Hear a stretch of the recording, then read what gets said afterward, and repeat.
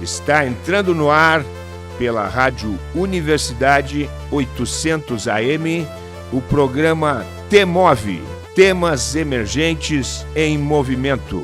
O que te move? Olá! Está começando mais um T-Move, Temas Emergentes em Movimento, em sua segunda temporada. Eu sou a Maria Aparecida Zolim e apresento este programa aqui nos estúdios da Rádio Universidade 800 AM. O programa T-Move, Temas Emergentes em Movimento, é um projeto da Coordenadoria de Tecnologia Educacional da UFSM, vinculada à Prograde, Pró-Reitoria de Graduação. Proporcionamos aqui um espaço de conversas e troca de ideias, através de entrevistas com os palestrantes dos temas emergentes e muitos outros convidados. Você que está ouvindo o nosso programa, preste muita atenção no super desconto que ganhará em todos os livros da editora Vozes. Olha só, utilize o cupom T-Move e garanta 30% de desconto em todos os livros da editora Vozes e frete grátis nas compras a partir de R$ 150. Desconto válido até o dia 30 de maio de 2023, enquanto durar o estoque. Condições válidas apenas para entrega via PAC. Acesse lá www.livrariavozes.com.br. Se apresse, vai lá e compre e aproveite e compre os livros do nosso entrevistado, que é uma referência em educação, que é o professor Dr. Miguel Arroio. O professor Miguel é doutor em educação pela Stanford University e pós-doutor pela Universidade Complutense de Madrid. Professor titular emérito da Faculdade de Educação da UFMG. Doutor honoris causa da Universidade Federal Fluminense. Foi secretário adjunto de Educação da Prefeitura de Belo Horizonte. Professor Miguel, que alegria tê-lo conosco. Seja muito bem-vindo. Muito obrigado, Maria Aparecida, por esse convite.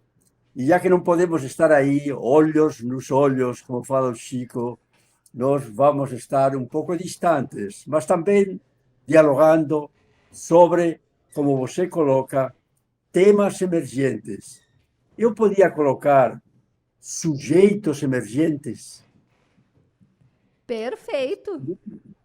Eu acho que vocês, pelo que você me falou, vocês não estão atentas só a um tema, este outro tema. Os sujeitos não somos temas. Exatamente. As infâncias agora tão criminalizadas, nesse dizer que as escolas públicas são antros de violência, não são temas. São sujeitos.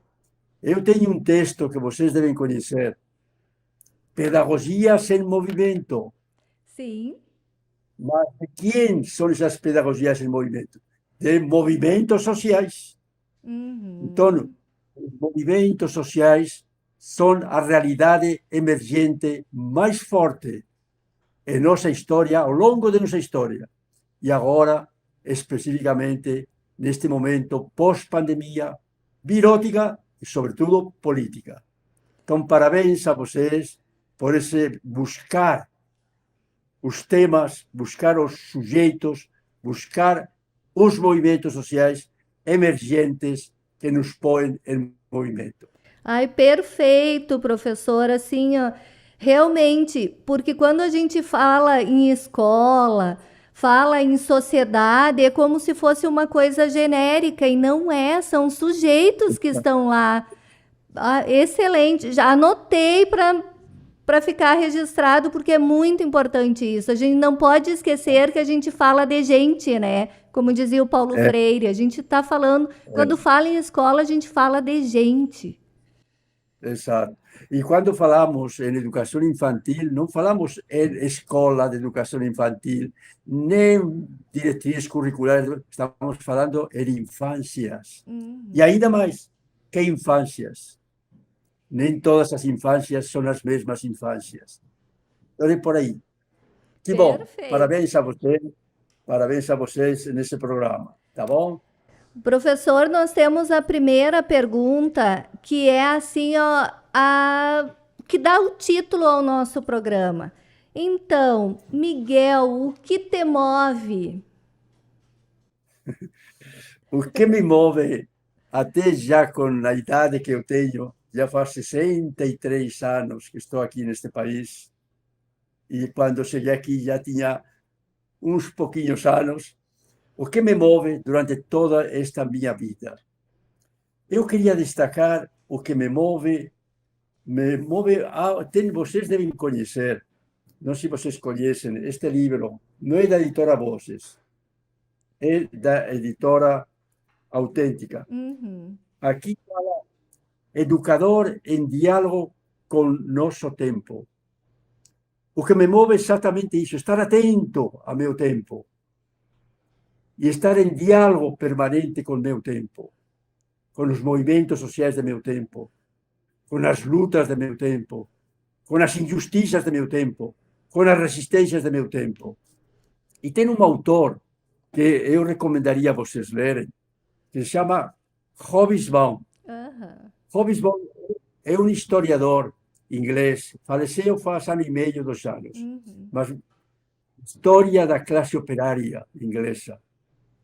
E eu coloco aqui neste mesmo livro, Educador em Diálogo com seu Tempo, eu coloco uma epígrafe do Hobsbawm que sintetiza o que me move. Ele diz assim, e o que nos deve mover: observei e ouvi. O que nos deve mover é observar, ouvir, estar atentos, buscando entender a história de meu. Olha que recomendação maravilhosa para deixar-nos mover. Observar, ouvir, buscando entender a história de nosso próprio tempo. Não nos desarmemos, nos falava já Hobsbawm.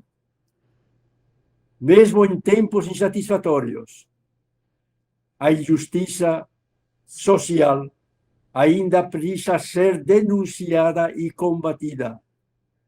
O mundo não vai melhorar sozinho. É isto que nos move.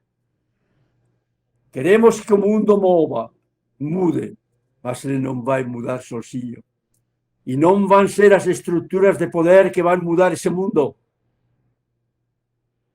O que tem que mudar esse mundo são, sobretudo, as vítimas dessas estruturas de poder. Então, o que me move com Hobsbawm seria esse estar atento ao meu tempo. Mas também me move o que você já lembrou aí, Paulo Freire. O que move Paulo Freire em toda a sua história de lutas pela educação? O que move a Paulo Freire são os oprimidos. Não são as bases nacionais comuns. Não são o que vem de cima para baixo. Para Paulo Freire, nas primeiras palavras de seu livro Pedagogia do Oprimido, olha o que ele nos diz: aos esfarrapados do mundo, são esses que movem Paulo Freire. Os esfarrapados do mundo, os oprimidos. E aos que neles se descobrem, não só os oprimidos, mas também tantas educadoras, tantos educadores, tantos profissionais como vocês, até do rádio, da televisão, que neles se descobrem e assim, descobrindo-se, com eles sofrem. Este é um ponto muito importante. Para Paulo Freire, o que nos tem que mover são os sofrimentos humanos. O que nos tem que mover são os 700.000 mortos que não deviam ter morto se tivéssemos outra política de vida. Isso que nos tem que mover. Os que com eles sofrem, mas, sobretudo, o que nos tem que mover como Paulo Freire, são os farrapados do mundo que lutam e os que com eles lutam. Este me parece que seria um pouco a resposta que eu te daria a essa pergunta. Miguel, o que te moveu? Professor... O que me moveu foi exatamente isso. São exatamente estar atento ao meu mundo, estar atento à minha história, estar atento à história da minha família, estar atento à história sobretudo dos oprimidos, dos esfarrapados, dos que sofrem, mas dos que lutam para resistir às desumanizações e recuperar sua humanidade roubada. Profundo. Professor, o senhor colocou no início da sua fala, né, quando chegou ao Brasil. Então, eu gostaria que o senhor nos contasse um pouquinho da sua trajetória, nos apresentando, Miguel. Tá. Bom, a minha trajetória, eu cheguei aqui em setembro de 60. E eu vinha já de ter estudado durante um tempo numa escola rural. Eu sou filho de camponeses, minha mãe camponesa, meus avós, meus tios, de uma pequena comunidade, um pueblo, como chamam lá na Espanha, uma pequena comunidade camponesa, um pueblo, onde eu nasci. Meu pai, trabalhador, plantava trigo, plantava centeio, plantava cevada, plantava batata, plantava abóbora, plantava sobretudo também vinhedos aí que tem no Rio Grande do Sul.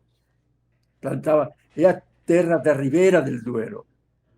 O Rio Duero nasce pertinho onde eu nasci. Eu já segurei o Rio Douro nas minhas mãos, nascendo. E esse Rio Douro que vai crescendo por toda a Ribeira del Duero, da velha Castilha, até passar para Portugal, e em Portugal chega desembocado no Oporto. Eu sou dessa Ribeira desse Duero. Mas o que mais me importa é que, além de ser filho de camponês, essa é uma imagem muito forte que eu não quero abandonar. Por isso, meu compromisso com os sem terra, meu compromisso com a pedagogia da terra, meu compromisso com as lutas. Ontem mesmo estava em Brasília, no encontro, no congresso de Terra Livre dos indígenas. Estávamos lá, muito interessante. Vocês podem entrar no congresso ontem, o Dia Mundial da Educação. Quem estava defendendo a educação eram indígenas, quilombolas, negros, lá, gritando pelo direito à educação, por não continuar sendo segregados como inumanos. Muito interessante. Então, isto que me leva, isto que é um pouco minha história. Eu vim aqui, mas eu queria contar uma história que também me marcou muito. Quando eu estava ainda com ano e meio, meu pai era Júlio, estava ceifando o trigo para dar-nos comida, para dar-nos pão, para dar-nos alimento. E ele e todos os entre 18 e 22 anos foram chamados para lutar na guerra da ditadura de Franco. Eu perdi meu pai para ele ir na guerra, para ficar lutando. Voltou 3 vezes, ferido. Eu lembrava, e lembro até hoje, de meu pai ferido.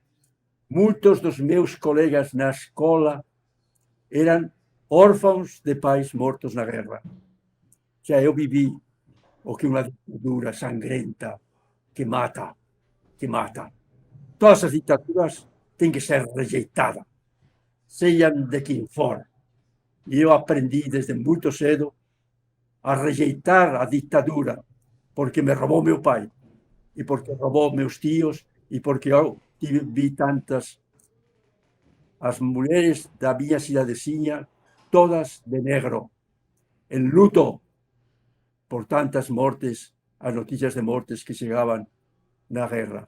Meu pai sobreviveu, mas sempre doente, sempre fraco, sempre trabalhando, até que morreu com 60 e poucos anos. Então, isso faz parte da... A história da gente nos marca para a vida inteira.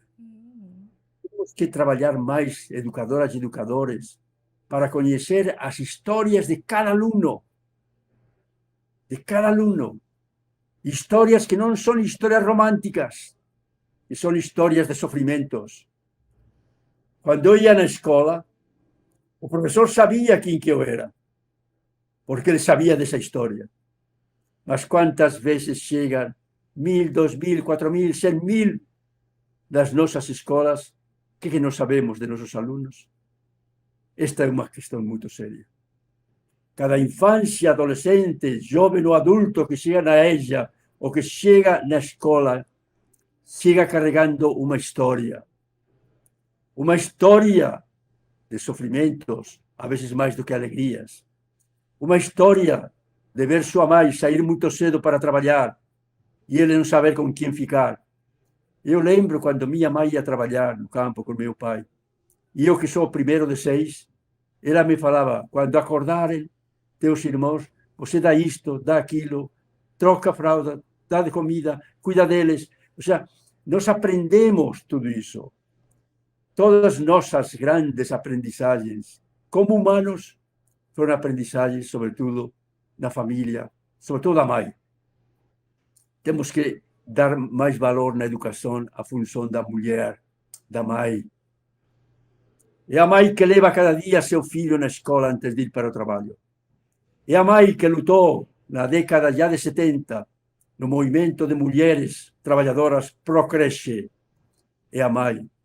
Todas essas histórias teriam que nos mover. E para isso teríamos que saber. E a pergunta fundamental, será que educamos educadoras e educadores dessas infâncias, desses adolescentes ou dessa EJA, educamos para saberem dessas histórias? Não, educamos para entender a base nacional comum curricular. Dessa base nacional comum curricular, lá onde ela está quietinha, e vamos ter outras bases. As bases que são, ou como você falou, o que nos move. O que não é as diretrizes de cima. O que nos tem que dizer é o viver de baixo, com os que vivemos cada dia nas escolas. Então é por aí que eu fui aprendendo, e você me perguntou um pouco de minha vida. Então, vim para cá, comecei sendo professor, continuei sendo professor. E uma coisa interessante, como eu vinha da ditadura de Franco, e vinha da ditadura de Hitler na Segunda Guerra Mundial, e vinha da ditadura de Salazar, em Portugal, e vinha da ditadura de Mussolini, era o tempo das grandes ditaduras, de 10, 15, 20 e tantos anos. Quando cheguei aqui, pouco tempo depois, cheguei em 60, 64, a nova ditadura aqui. Isto a mim, eu que vim fugindo, criticando, resistindo a essas ditaduras, vou ter que resistir também aqui a ditaduras. Aí eu comecei a fazer o curso, já tinha o curso de teologia, tinha o curso de filosofia, eu fui aluno lá em Madrid, do grande filósofo que escreveu foi maravilhoso, mas quando cheguei aqui achei que para entender a política, para entender o poder, eu tinha que fazer sociologia política. E é o que eu fiz.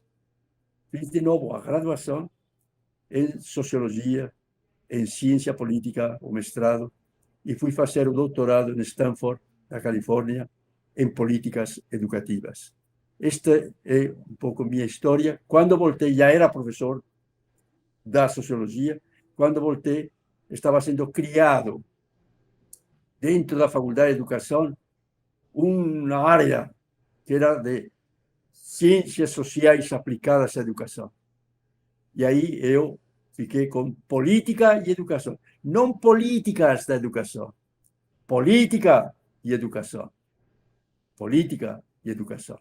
Esta é, inclusive, minha dissertação de mestrado foi gestão da educação e política. Gestão da educação, poder. Esta é a ideia do poder. Esquecemos o poder.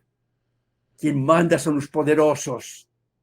E a nós nos resta, a vezes, não obedecer, nos resta resistir e insistir. Então, essa é um pouco minha história, ok? Professor Miguel, o senhor estava falando, né, da questão da ditadura. Em uma entrevista, o senhor diz que quando se tem vergonha da história, nunca se supera a história. Será que esse é o caso do nosso país, que estivemos quase voltando a uma ditadura, a democracia imensamente atacada e até dando margem para que as pessoas dissessem que a ditadura aqui no Brasil nunca existiu, que ela foi branda, que ela... Será que essa é a questão do país? A gente não relembra a história, a gente não fala, ou faltou se falar mais, tanto nas escolas. Em Portugal tem tem um museu em Lisboa, né, da ditadura. Aqui tem em São Paulo também, mas é pouco divulgado. Pelo menos para cá, sim, ele é pouco divulgado. Então, será que foi falta de falar que deu margem para que pudesse voltar novamente? Eu tenho um texto que posso mandar para vocês. Me convidaram para falar sobre tradições democráticas no Brasil. Eu coloquei tradições, o título da minha fala, tradições democráticas ou tradições autoritárias. Uhum. Nós temos sempre dado mais centralidade ao sonho das tradições democráticas, ao sonho de um Estado democrático que garanta todos os direitos de todos, ao sonho de que pela educação inclusiva, igualitária. Está entendendo? Sonhos, los sueños son. Tem um texto muito famoso de um escritor espanhol, se chama Los sueños son. Todo sonho é um sonho. E isso não foi a realidade. Se nós olhamos nossa história, é uma história muito mais de tradições autoritárias do que democráticas. Quando chegam aqui as caravelas, trazendo a cruz e trazendo a coroa. Quando chegaram também Cristóvão Colombo, lá em Palo, toda essa coisa, qual foi o grito? Terra à vista. Eu tenho um texto sobre isso. Terra à vista. Mas alguém deve ter cutucado o comandante do navio e falou: comandante, tem gente atrás da moita. Tem gente atrás da moita. Tem gente, olha eles aí, são indígenas, são tal. Não são gente. Essa foi a maior ditadura de nossa história. Decretar os outros indígenas, depois negros, quilombolas. Até hoje, ontem lá em Brasília, estava lá cheio de quilombolas, de negros, de indígenas, todos gritando: somos gente, somos humanos. A maior ditadura, para a pedagogia sobretudo, em termos políticos em nossa história, é ter decretado os outros, as diferenças étnicas, os povos originários, os negros escravizados, e ter continuado decretando todos eles, até as mulheres, decretando-os como deficientes em humanidade. Vocês têm que ler hoje os estudos decoloniais, que nos falam muito sobre isso. Quijano, Aníbal Quijano, que nos fala isso. Foram decretados em estado de natureza, não de humanidade, não de cultura. E Boaventura de Sousa Santos também insiste muito nisso. Decretados com deficiências originárias de humanidade. Então, este é o problema fundamental que nos tem que mover. Por isso que eu tenho um texto, vocês podiam entrar num texto que está na revista pedagógica da Unichapecó, em que eu coloco o humano é humanizável, é educável. Quando se duvida de que os outros sejam humanos, estamos duvidando de que sejam educáveis, que sejam humanizáveis. Este é o grande drama da pedagogia. O grande drama da pedagogia não é que a professora não sabe cuidar, não sabe ensinar, que o professor de matemática não sabe ensinar matemática, que de português não sabe ensinar o que é oração subordinada direta. Não é essa a grande questão. A grande questão que emperra, diríamos, a nossa pedagogia não é a falta de qualificação dos professores. É essa visão persistente, autoritária, de decretar os outros, as diferenças, decretá-los em estado de natureza, não de cultura, não de humanidade. Logo, sem valores, sem moralidade, sem humanidade, logo ineducáveis. Esta é a grande questão. Então, temos que entender que as ditaduras políticas, sobretudo essa grande ditadura que nos acompanha na colônia, no império, e estamos comemorando agora 200 anos da proclamação da independência. Independência ou morte. Não foi independência ou morte. Independência com mortes. Ainda mais de 60 anos, continuando a escravidão no Brasil. Até o final do século. E a independência foi em 22. O sea, o que quer dizer? Que essas são as grandes dimensões autoritárias de nossa história. Não é simplesmente que se o último era militar, que se os militares não estiveram, não deixaram de estar. Podemos ter um aparente Estado democrático, mas em realidade continuamos tendo estruturas, culturas, valores democráticos, porque persiste o decretar os outros em estado de inumanidade, de natureza, não de cultura, sem valores, sem humanidade. Então, isto para a pedagogia é fundamental. Para mim, a grande questão de nossa pedagogia é conseguir ultrapassar esse decretar os outros inumanos. Todas nossas lutas por humanizar, desde as infâncias, outras escolas públicas, na EJA, então, o que amarra é dizer, mas se não são humanos, professora, não teima em educar, humanizar o que é inumanizável. Mas quem diz que não são humanizáveis? Desde a colônia, já se falou isso, e persiste até hoje. Esta é a grande questão para a pedagogia. Ou nós superamos o paradigma político que decretou os outros e continua decretando em estado de natureza, não de cultura, não de humanidade, ou nós não avançaremos para uma educação humanizadora de verdade. O senhor falando e eu pensando assim, ó, se todas essas questões, a escravidão, fossem coisas do passado, seriam tristes, mas a gente poderia dizer assim, não, mas a gente conseguiu, né, superar todas essas questões. Mas, infelizmente, a desumanização, ela é real e é presente, né? A escravidão, aqui no Sul, a gente tem, né, vários exemplos de trabalho escravos.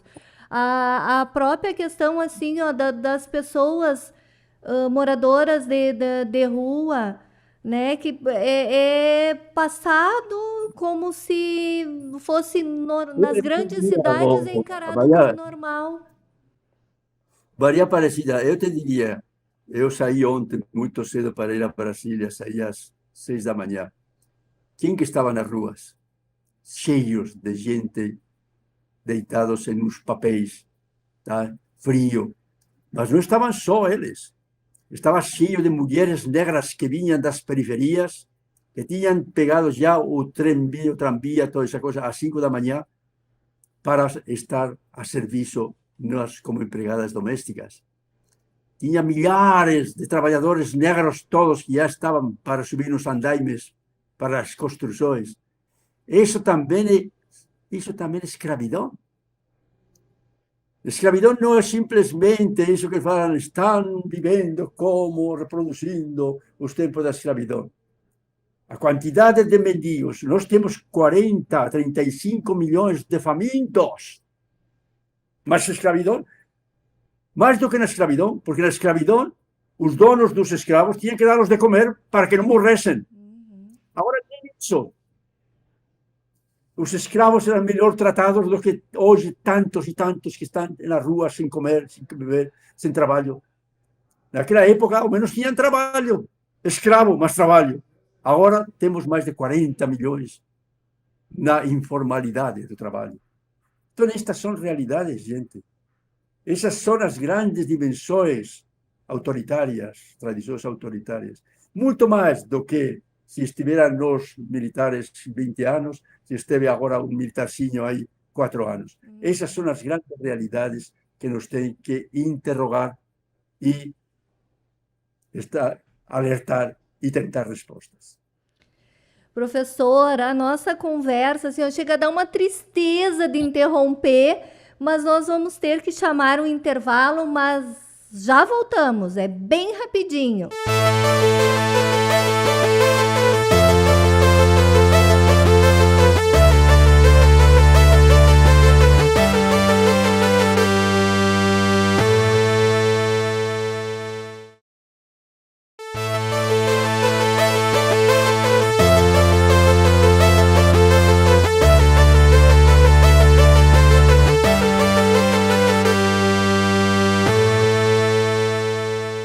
Estamos de volta com o T-Move. Para você que ligou o rádio agora, seja muito bem-vindo, seja muito bem-vinda. Você está ouvindo o programa T-Move pela Rádio Universidade 800 AM. Hoje com a presença super especial do professor Dr. Miguel Arroio. O T-Move é um programa de conversas e troca de ideias através de entrevistas semanais com convidados. Trataremos sempre assuntos sugeridos pelos parceiros do Temas Emergentes. Professor, em seu livro Vidas Ameaçadas, livro, olha que eu recomendo, é fantástico. Vidas Ameaçadas, Exigências, Respostas Éticas da Educação e da Docência. O senhor traz um fragmento escrito em 2017. Abre aspas, ignorar os corpos dos educandos bloqueia vê-los oprimidos, mas resistentes à opressões. Ver os educandos apenas como mentes a iluminar, ignorando e até controlando os corpos, tem empobrecido os próprios processos de aprender e, sobretudo, de entender, acompanhar seu desenvolvimento humano como totalidades humanas corpóreas. Fecha aspas. Em nossa cultura, é comum a separação corpo e mente, como se fossem duas coisas separadas. A escola, muitas vezes, segue essa dicotomia. Gostaria que o senhor falasse um pouquinho sobre isso. Que bom, ótimo. Veja, eu escrevi um livro aqui junto com o Maurício. Foi o seguinte, Maurício, que trabalha lá em Curitiba, ele estava preocupado e ele trabalhou sempre na área da educação, junto com outros professores da educação física. E quem trabalha na educação física trabalha muito com os corpos. Aí ele me mandou uns trabalhos muito interessantes lá, e disse, Arroyo, queria que você fizesse um prefácio desse livro, muito rico. E eu falei, não quero só fazer um prefácio, eu quero também participar desse livro e que dê origem a este livro, Corpo e Infância. Veja, meu filho que faz as capas. Ai, são lindas! E olha o que colocou aqui. Dá para ver? Uma criança negra, num rio, como perguntando-se: as águas desse rio para onde me levarão? Talvez, quando seja maior, vai ouvir o samba que vai dizer: não é você que se navega, menino, quem te navega é o mar. É o mar do racismo, é o mar do desemprego, é o mar da fome. Isto é muito forte. Muito forte. Ou seja, para onde que eu vou? Para que onde que vai meu corpo, nu, quase? Para onde que vou neste barquinho? Não é você que se navega. Quem te navega é o mar. Esta é a consciência lúcida que tem o povo. Não sou dono da minha história. A minha história está em mãos de quem? Quem me navega? Que águas políticas? Que estruturas? Quando este menino talvez chegou à adolescência, tenha gritado: parem de me matar, de nos matar porque somos negros. Os corpos importam. Isto me parece muito interessante. É bom que você coloque isso aqui. E eu coloquei o primeiro capítulo: corpos precarizados que interrogam nossa ética profissional. Eu fui secretário de Educação de mais de 300.000 crianças, adolescentes, jovens e adultos aqui nas periferias de Belo Horizonte. E quando eu ia nas escolas, eu ia na EJA, o que eu via? Via 20, 30 alunos em cada sala de aula, professoras lá, tentando cuidar daqueles corpos precarizados. Então, a pergunta que eu coloco: deixemos-nos interrogar por esses corpos precarizados. São eles que interrogam nossa ética profissional. Não é a mente. Não somos mente e espírito e corpo. Somos totalidades humanas corpóreas. Isso que eu coloquei neste livro, um dos últimos livros meus, Passageiros da Noite, do trabalho para EJA, itinerários pelo direito a uma vida justa. E o último capítulo, eu retomei o problema dos corpos e coloquei esse título forte, que me parece muito forte, que é Totalidades Humanas Corpóreas. Você, professora, mulher, se é branca, negra ou indígena, você é uma totalidade humana corpórea. E por que totalidade humana corpórea? Se é negra, vai ser segregada pelo racismo. Se é branca, mas mulher, vai ser segregada pelo machismo. São os corpos que nos segregam. Não são as mentes. Quando se segrega uma mulher pelo machismo, não se pergunta qual a mente dessa mulher. Pode ser formada em filosofia, em teologia, em humanidade, em antropologia, mas é que é mulher. Ou seja, as nossas identidades são corpóreas. Isto é muito importante, não perder de vista. Educadoras, educadores, temos que reconhecer os corpos, somos educadoras de corpos. Mas que corpos? Que corpos? Chegam nas escolas. Então, aqui, vocês sabem que neste livro, eu fiz uma coisa que recomendaria para vocês. Aqui tem 25 temas diladores, não só para trabalhar com a EJA, mas também para trabalhar com as crianças, com os adolescentes. O primeiro tema, passageiros. Mas de que passagens humanas? Ou inumanas? Negros. Que cultura? Sujeitos de cultura, sujeitos de valores. Eu recomendo olhar os sujeitos. Não olhem os conteúdos, olhar os sujeitos. Quando você vai preparar uma aula para amanhã, não pensa: eu sou professor de gramática e vou querer saber oração subordinada direta. Você tem que pensar: eu vou dar aula disso para quem? Para subordinados ou insubordinados diretos? Essa que é a grande questão. Se você é professora de geografia, eu vou dar aula sobre a natureza, sobre o espaço, mas você tem que dar aula sobre quem mora nesse espaço, ou quem sobrevive nesse espaço, ou quem é segregado nesse espaço.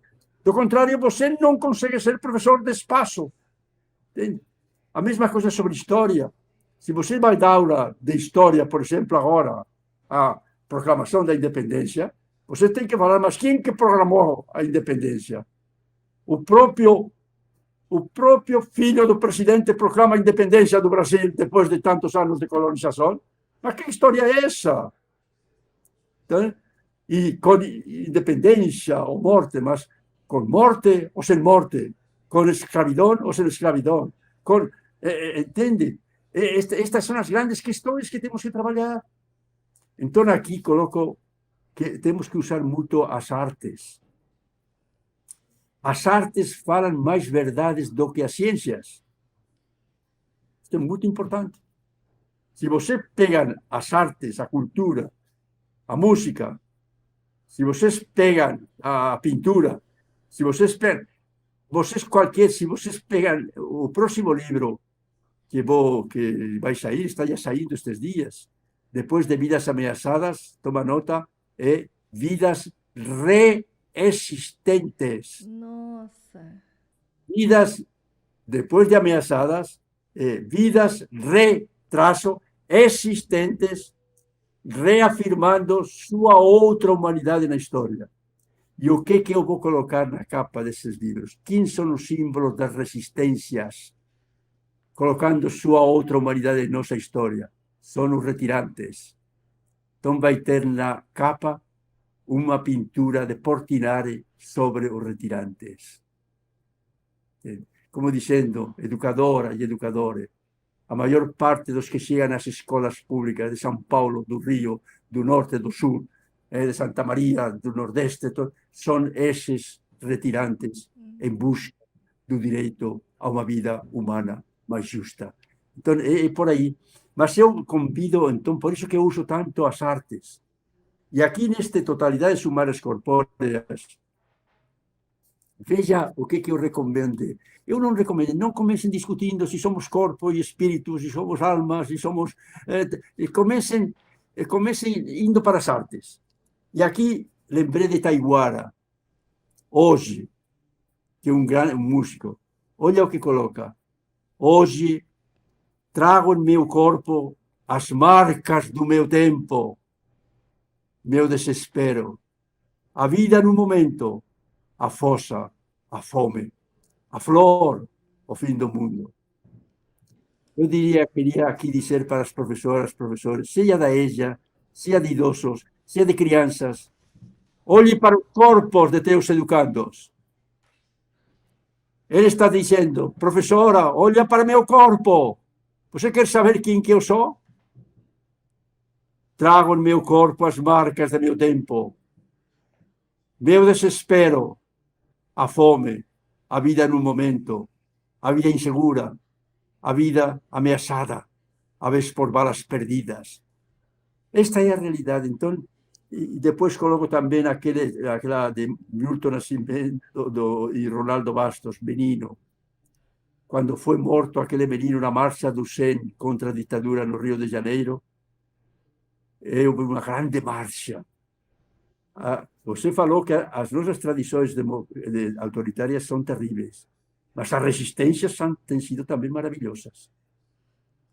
Eu participei daquela marcha dos 100.000 contra a morte daquele menino. E depois veio esta música maravilhosa de Milton Nascimento. Quem cala sobre teu corpo consente na tua morte. Talhada ferro e fogo na profundeza do corte, que a bala riscou no peito. Quem cala morre contigo. Quem grita vive contigo. Eu acho que isto é uma grande lição. Dar uma aula sobre isto, já pronto. Entende? Ou aqui coloco Maria, Maria, do Milton Nascimento e de Fernando Brandt. Maria, Maria, é um dom, uma certa magia, uma força que nos alerta, uma mulher que merece viver e amar como outra qualquer planeta.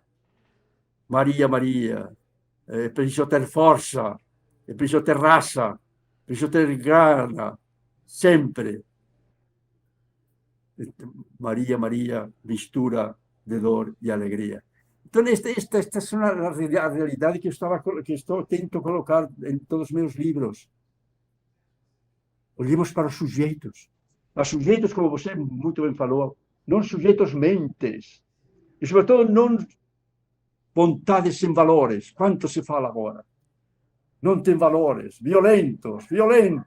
Escola violenta. Escola que se matam uns aos outros. Escola que matam até as professoras. A nossa escola pública não é uma escola de violentos, mas de violentados. Que é diferente.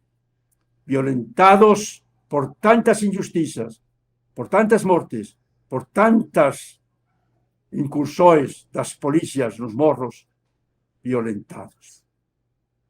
Eu fui uma vez a visitar umas escolas lá nas favelas do Rio. E perguntei, mas por que as janelas aqui são tão altas? E a resposta que a diretora e as professoras, sabe por quê, professor? Para que as balas perdidas não matem as crianças e não nos matem. Nossa. Quando vêm esses helicópteros terríveis, matando, uma coisa que nós fazemos, crianças todas deitadas no chão, e uma professora falou, e eu me deito por cima delas para que a bala não os mate. Isto é terrível. Essa história nossa, e não de uma escola, de muitas escolas. Isto é a realidade. Este é o que eu coloquei, o que você colocou, neste livro último que eu coloquei, Vidas Ameaçadas. Vidas ameaçadas. E não ameaçadas pela Covid. Quando eu escrevi isto, não tinha nem começado a Covid. É vidas ameaçadas pelos poderes que matam até crianças, até infâncias. E olha o que eu coloquei aí na capa, um bordado das bordadeiras do norte de Minas, da Ângela Drummond, em que tem uma mulher negra segurando seu filho negro, com olhos de peixe, como querendo dizer, minha filha, meu filho, enquanto eu viver, tua vida estará segura. E aqui, na contracapa, olha o que está na contracapa. Na contracapa tem uma marcha de mulheres negras em luta contra o genocídio de seus filhos. Um cartaz cheio de rostos mortos de negros, infâncias, jovens, adultos. E qual é o grito dessas mulheres? Enquanto viver, luto. Luto de luta, luto de dor, mas luto de luta política e de resistências. Esta é a realidade, gente. Esta é a realidade que nós vemos. Professor, eu vejo assim, ó, eu trabalhei 22 anos na educação básica. E eu vejo que a escola, desde a época quando eu era aluna, se mantém a preocupação em cumprir aquele currículo, cumprir aquelas as disciplinas, as ementas, e a maioria das vezes as disciplinas são trabalhadas como se fossem dissociadas da vida. Exatamente. A biologia, por exemplo, eu sou das humanas, trabalhava com história, arte, alfabetização, educação infantil, trabalhei nesses 22 anos com muita coisa. Mas assim, pegando a biologia, que já fala vida no seu nome, né? O estudo da vida. Às vezes é trabalhado como se fosse um conceito. E a criança, o adolescente, não entende que está se falando da vida. Está se falando dele, do corpo dele, a geografia está se falando do espaço que ele vive. A história está falando do que passou, que gerou a vida que ele tem hoje. A escola é vida. Mas o que eu vejo que continua sendo a preocupação, o foco no currículo, cumprir aquele currículo e aqueles conceitos e só. E a gente está vendo toda essa questão nos noticiários da violência, bem como o senhor disse, como se a escola fosse violenta e não que aqueles sujeitos fossem os violentados, e aí todos, alunos, professores. E a gente está vendo que só estão sendo ofertadas medidas de policiamento, né? Teve um prefeito que lá disse que vai colocar a porta giratória nas escolas, como se isso fosse resolver alguma coisa, só essa questão ostensiva de policiamento. O que fazer? Como um currículo pode propiciar a paz, né? E que esses sujeitos sejam realmente vistos como sujeitos. Veja, isto que estamos em tempos, eu estou escrevendo um texto ontem mesmo, é uma das coisas que eu fiz como que era o Dia do Direito à Educação, e nacional, internacional. E eu coloquei, que direito a outra educação, em que outra escola? Porque agora estamos a violência nas escolas como um problema político nacional. Até Lula fez uma reunião com os ministros, governadores, todo mundo. Achei ótimo, que bom. Mas Lula nunca não condenou as infâncias vítimas culpadas das violências nas escolas. Não, ao contrário, ele terminou falando, sugerindo isso. As escolas públicas são o lugar onde chegam os violentados pela fome, pelo desemprego, pela miséria, porque são filhos de pais desempregados, porque são os que estão entre os 60, 40 milhões de famintos. Então, esta é a realidade. Então, nós que temos que entender a que condições sociais inumanas, que é o que Paulo Freire tanto nos falava, são submetidas essas infâncias oprimidas desde a infância e que chegam às escolas. Esta é a grande questão. Não é condená-los como não somos a favor de que eles batam professora em professor, que matem aquela professora que foi morta. Ninguém é a favor disso. Mas o que nós temos que falar, mas por que esses adolescentes fazem isso? Eles são de índole inata, inhumana, violenta. É porque são negros. Cuidado. Menino negro, cuidado. Adolescente negro, cuidado. Menino indígena, cuidado. É isso? Não. Não são de índole violenta, porque são de raças de índole violenta. Isto temos que ter muito cuidado. Estamos num momento em que está novamente voltando essa ideia de que a raça negra, indígena, quilombola, os pobres, são de índole baixa, de índole inumana. E são eles que vão às escolas. Aí tornam as escolas violentas. Isso temos que reagir profundamente a tudo isso. E, ao contrário, dizer, eles têm olha, uma coisa que está acontecendo, eu estava colocando, que está muito sério. Agora, com esse decretar as escolas antros de violência, estão sendo retomada a chamada educação cívico-militar. Está entendendo? As escolas, escolas, a professora não dá conta. Essa ideia de uma escola republicana, de uma escola igualitária, inclusiva, isso é bababá. Paremos com isso.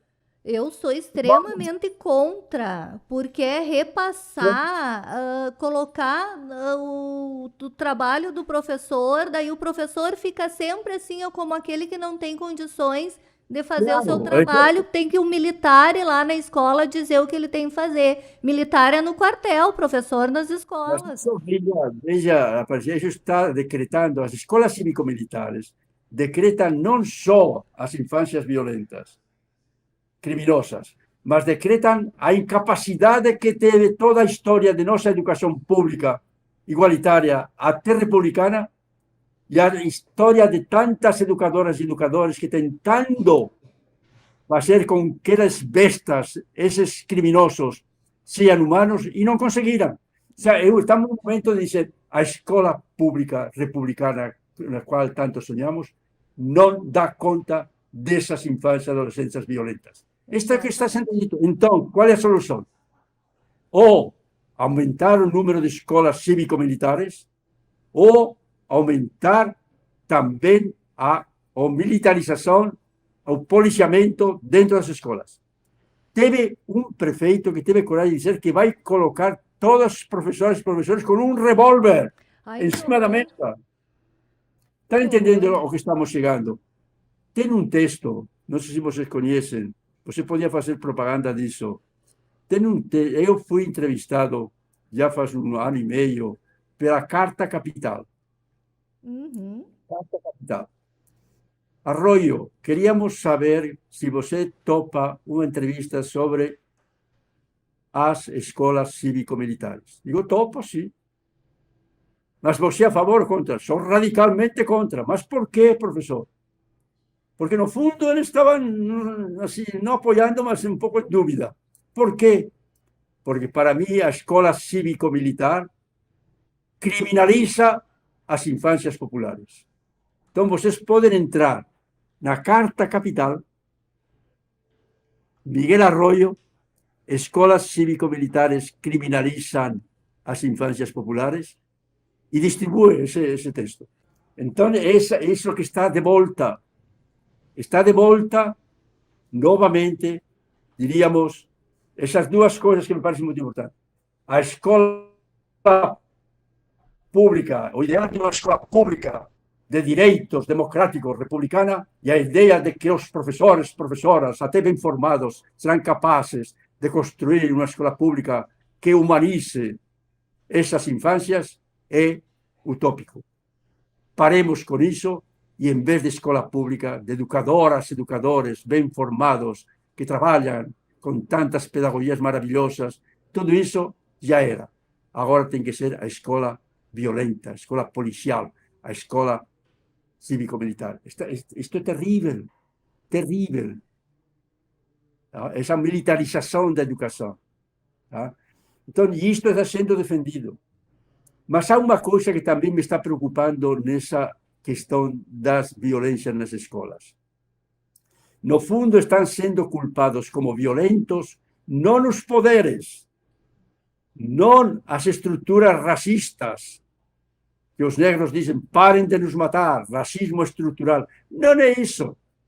O que está sendo agora dito e reafirmado é que o negro, o pobre, o quilombola, o trabalhador, o periférico, são violentos. Isto é muito sério.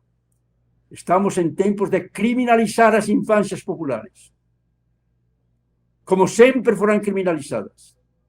Eu falava para vocês, terra vista, mas tem gente atrás da moita, não são gente, não são humanos. Agora, a escola pública vista, violenta. Por quê? Porque essas infâncias populares não são gente, não são humanos. Isto é muito sério. Muito sério.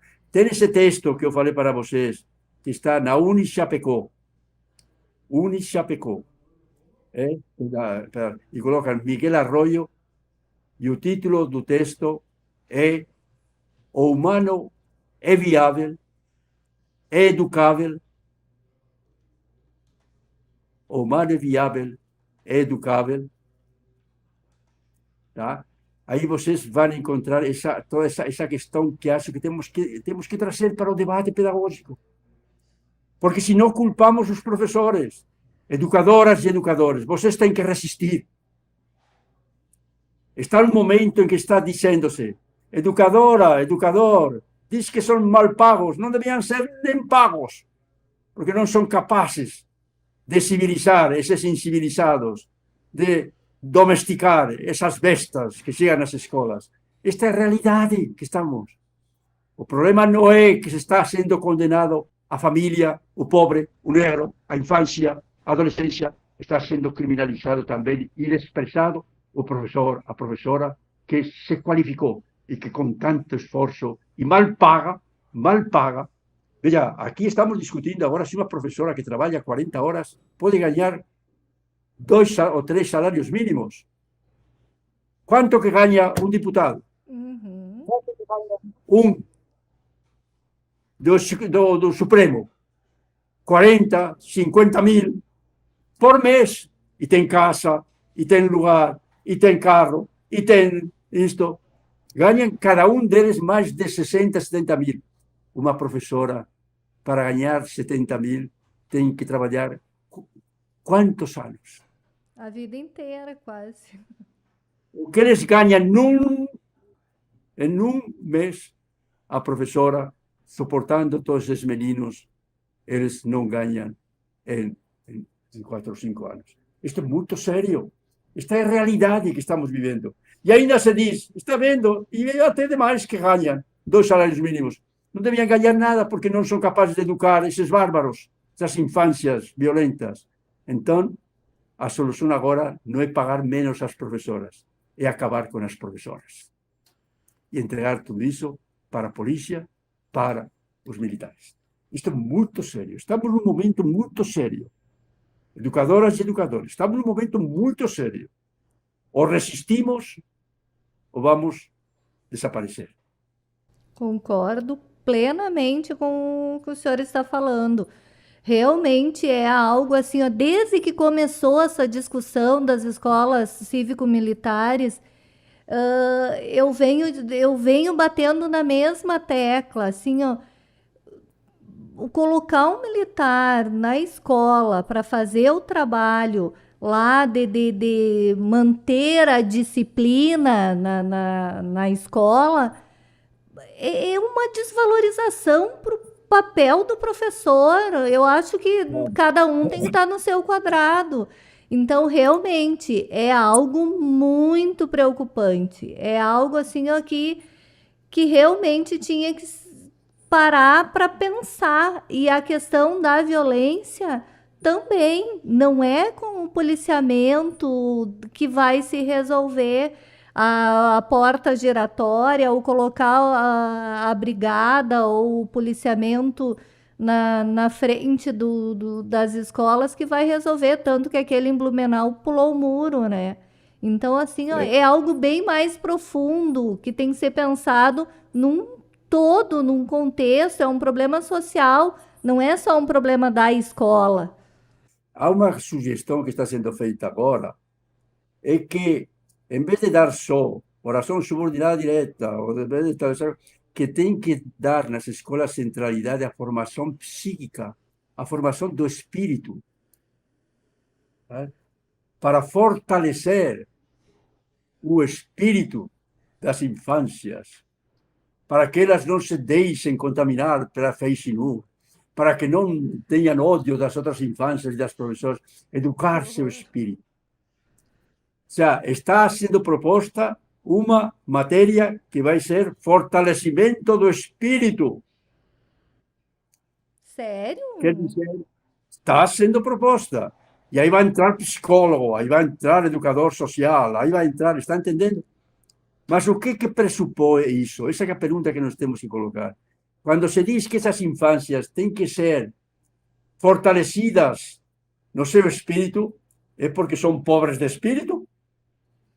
Bom, então, lembram que Cristo falava, bem-aventurados os pobres do espírito, porque deles será o reino dos céus? Mas é absurdo. E mais uma vez separa corpo e espírito, corpo e mente, corpo e almas. Mas também essa ideia de que se você diz, você, auxiliador, você vai ter que ser fortalecida no seu espírito, porque você é pobre de espírito. Mas que história é essa?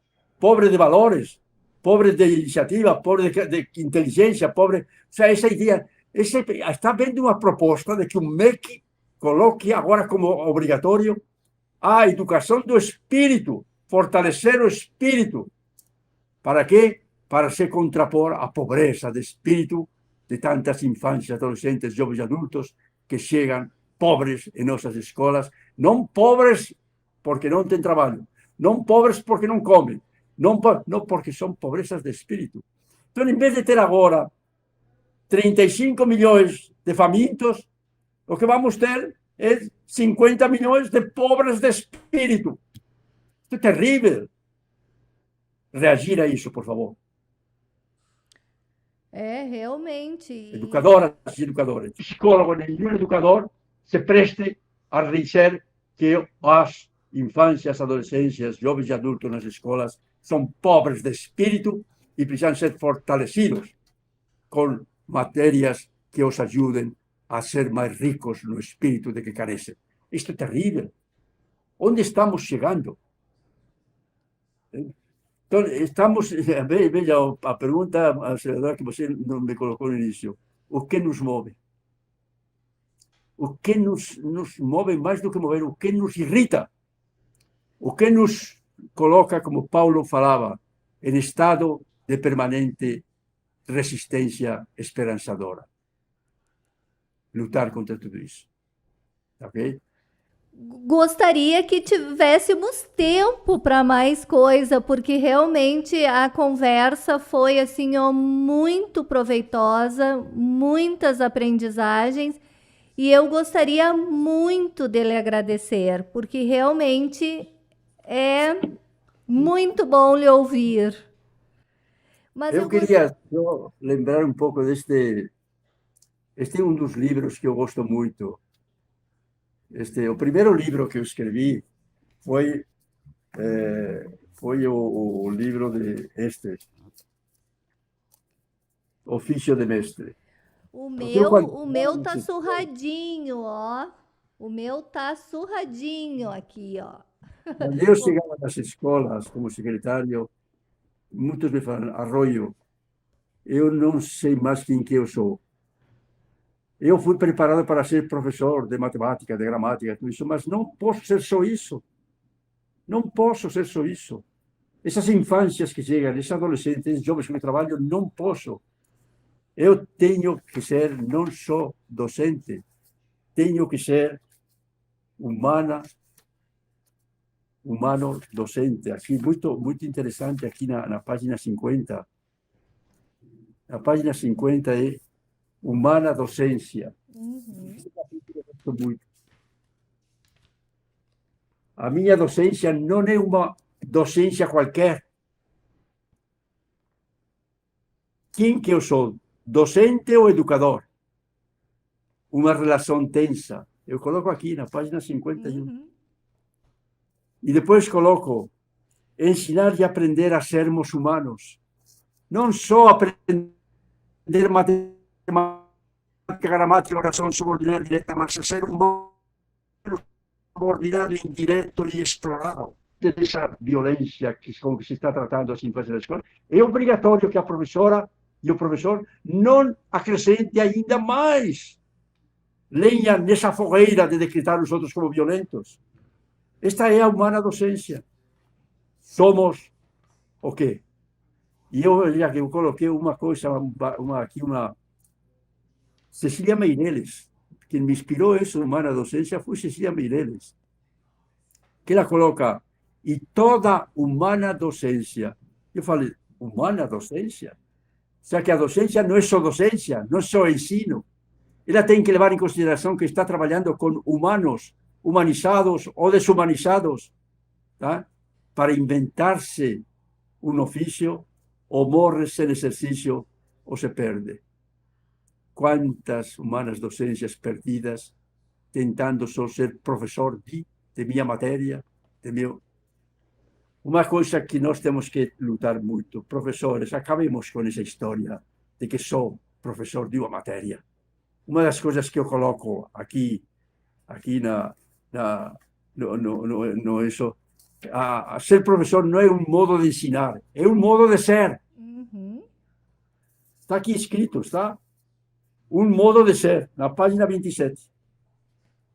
Olha, e coloquei Fernando Pessoa. Sim, sou eu mesmo, tal qual resultei de tudo. Quanto fui, quanto não fui, tudo isso sou. Quanto mais, quanto quis, quanto não quis, tudo isso me formou ou deformou. Esta é a realidade. Somos mais do que docentes, educadoras e educadores. Sobretudo nestes tempos em que se trata nossas infâncias, adolescentes, jovens e adultos, de maneira tão cruel, temos que contrapor nossa docência, humana docência, a essas crueldades. Tá? Há uma crueldade que eu trabalho muito neste livro. Imagens quebradas. Eu chegava nas escolas e veja a capa deste livro. A capa deste livro, esta está pequenininha, aqui está maior. Qual é a capa deste livro? É uma menina quilombola brincando com uma boneca branca quebrada. Olha o que significa, menina quilombola, você quebrada. Brinque com uma boneca quebrada para saber que essa quebradeira vai continuar em tua vida, em tua história. O que você vai ser, menina quilombola? Filha do quilombo, lutando por terra, lutando, lembrando de Zumbi que lutou por você, comemorando o dia 20, dia da consciência negra. Essa é a sua história. É muito duro, muito forte. Mas há uma coisa que eu queria, antes de terminar. Neste livro Corpo e Infância, tem um capítulo muito interessante de uma professora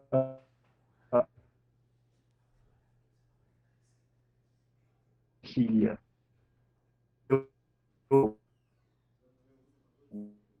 O intrincado fenômeno da exploração sexual comercial de crianças e jovens.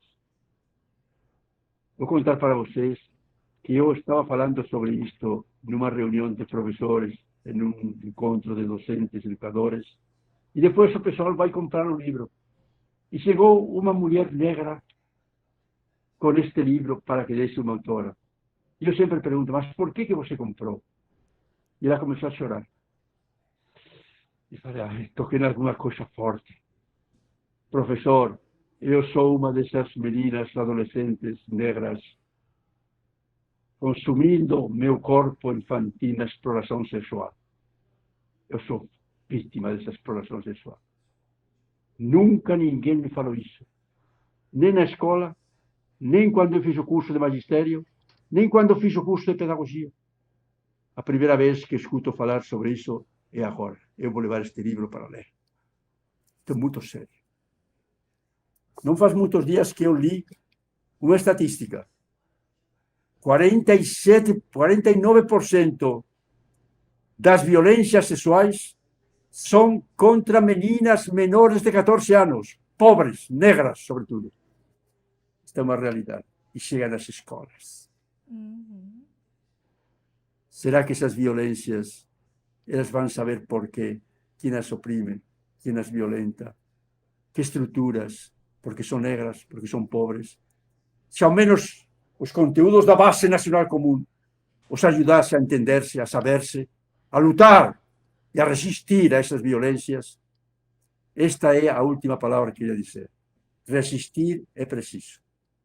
Sempre. Depois de Vidas Ameaçadas, o próximo livro está já sendo lançado. Podem já ver se já foi lançado, já podem encomendar. Vidas, olha o título, Vidas Reexistentes. Não é resistentes, não. Reexistentes. Reafirmando sua outra humanidade na história. Este é o novo livro que está saindo para dar um pouco de esperança. As resistências são persistentes em nossa história. Resistências ontem, quando eu estava vendo lá aqueles indígenas cantando, gritando, aqueles quilombolas, as resistências são históricas em nossa história. Assim como as violências são históricas, as resistências são históricas. E aí temos que aprender com Paulo Freire. como ele nos falava, isto que estava lendo, os esfarrapados do mundo, os oprimidos, mas que sofrem e que lutam, que resistem. E Paulo Freire tem uma coisa que eu admiro. Aqui na página 30, eles resistem por recuperar sua humanidade roubada. E ele diz o seguinte: aí está a grande tarefa humanista da história dos oprimidos. Olha, para Paulo Freire, não é pedagogias para os oprimidos, pedagogia dos oprimidos. Não é um humanismo para humanizar os desumanos oprimidos, mas aí está a grande tarefa humanista dos próprios oprimidos. Libertar-se dos opressores, recuperar sua humanidade roubada e assim reafirmá-la. Esta é a nossa mensagem hoje, neste dia que vocês me colocaram aqui, para um tema tão instigante, tão maravilhoso. Obrigado a vocês. Muito obrigado. Professor, eu estou ansiosa para ler esse novo livro e ainda vou poder comprar com 30% de desconto da Vozes. Podem falar, já encomenda já. Isso! Você que está nos ouvindo e quer aproveitar, comprar os livros do professor Miguel Arroio, da editora Vozes, com 30% de desconto, acesse o site da editora, que é www.livrariavozes.com.br e coloque o cupom TMOV, tudo junto, TMOV, e ganhe 30% de desconto em todos os livros da Vozes. Então, vocês que ainda não têm algum livro do professor Miguel, acesse lá e compre. Imagina 30% de desconto, um baita descontão. Professor, quero lhe agradecer imensamente, que realmente foi assim, ó, muito gostoso, muito proveitoso lhe ouvir. Agradecemos a participação do professor Miguel Arroio em nosso programa de hoje. Eu sou a Maria Aparecida Zolim, pedagoga da CTE-UFSM, e apresentei o programa de hoje aqui na Rádio Universidade 800 AM UFSM. O TMOV conta com a produção da comunicadora social Luísa Peixoto e da diretora da CTE, Lisiane Miller. Trabalhos técnicos de Giano Al e direção de rádio de Jonathan Ferreira. Você pode ouvir novamente essa e as outras edições do nosso programa no YouTube. Acesse lá, youtube.com/capacitação digital UFSM. Lembrando, sem o tio e sem o cedilha. Se inscreva no canal, curta e compartilhe. Nós estaremos de volta na próxima semana falando sobre os temas emergentes em movimento, aqui pelos estúdios da Rádio Universidade 800 AM. Obrigada pela sua audiência, que o seu dia seja leve e feliz. Até semana que vem!